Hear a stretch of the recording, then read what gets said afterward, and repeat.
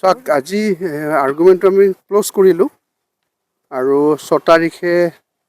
অলপমান আকৌ ৰিভিউ কৰিব লাগিব কিছুমান চাইটেশ্যন চাই পেলাই গতিকে মই ইমানখিনিয়ে ক'ম বেছি নক'ম আৰু 6 তাৰিখে আমি অলপ যিখিনি আজি আৰু যোৱাকালি আৰ্গুমেণ্ট হ'ল তাৰ আকৌ ৰিভিউ কৰি কিছু সুপ্ৰিম কোৰ্টৰ জাজমেণ্ট এই কেছৰ লগত কোৰিলেট কৰি সিদিনাখনে অলপ উপস্থাপন কৰা হ'ব আৰু সিদিনাখনে আমাৰ ফালৰ পৰা কেছটো ক্ল'জ হৈ যাব। চাওক মই এটা কথা মই ডিফেন্স লয়াৰ মোৰ কথাটো হ'ল কি দোষীয়ে শাস্তি পাব লাগে নিৰ্দোষীয়ে শাস্তি পাব নালাগে। এতিয়া মোৰ এই যিখিনি আসামী আছে মই দেখিছোঁ তেওঁলোকে ইনভলভমেণ্টটো তেনেকৈ নাই গতিকে মই তেওঁক নিৰ্দোষীক বচোৱাৰহে কৈছোঁ কাৰোবাক মই মানে হেৰি কৰিব খোজা নাই। গতিকে অভিজিত নীলৰ হত্যাকাণ্ডটো মই ব্যক্তিগতভাৱে ময়ো দুখ পাইছোঁ যাৰ নিৰীহ যুৱক খুব মানে আমি এটা ভৱিষ্যত থকা যুৱক তেওঁলোকে হেৰাব লগা হৈছে গতিকে সেই ঘটনাটো মই শ্বেয়াৰ কৰা নাই কিন্তু যিসকলক আজি 47জন মানুহে 48ৰ পৰা যে 45জনে যিসকলে ট্ৰায়েল ফেচ কৰি আছে সঁচাকৈ সিহঁতে এই ঘটনাৰ লগত জড়িত নেকি ঘটনাটো হয় কোনোবাই কৰিছে নহ'লে দুজন মানুহৰ নিৰীহ যুৱকৰ মৃত্যু নহয়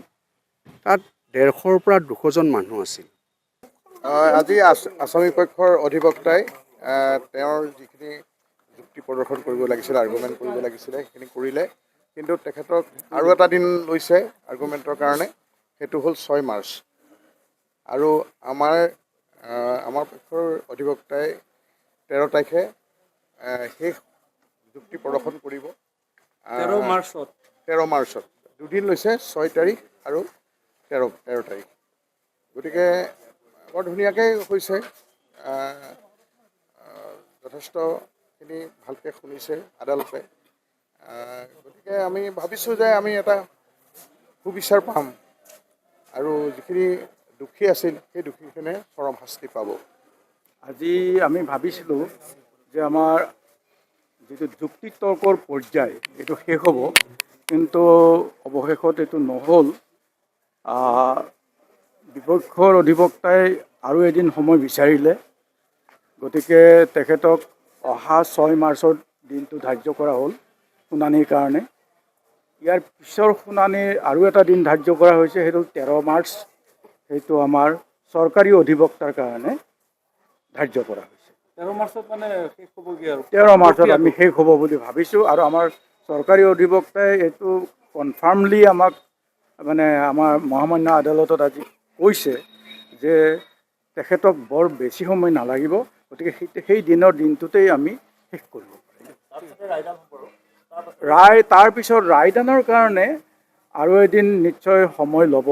আৰু আমি জনাত নিয়মমতে 2 সপ্তাহমান সময় লাগে জাজমেণ্টৰ কাৰণে। এই জাজমেণ্টত আমাৰ বিচাৰক মহোদয়ে যি হিচাপে দিয়ে আমি সেইটোতো মানিব লাগিব কিন্তু আমি আশা ৰাখিছোঁ আৰু আমি আশাবাদী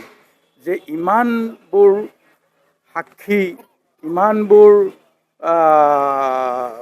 মানে পৰোক্ষভাৱে যিবিলাক আমাৰ মানে হেৰি পাইছে প্ৰমাণ পাইছে এই গোটেইবোৰ প্ৰমাণ আৰু সাক্ষীবাদী লৈ পেলাই যদি ইয়াতে এটা দৃষ্টান্তমূলক শাস্তি এই দোষীসকলে নাপায় তেতিয়াহ'লে এইটো সকলোৰে কাৰণে দুখৰ এটা মানে হেৰি হ'ব এটা মানে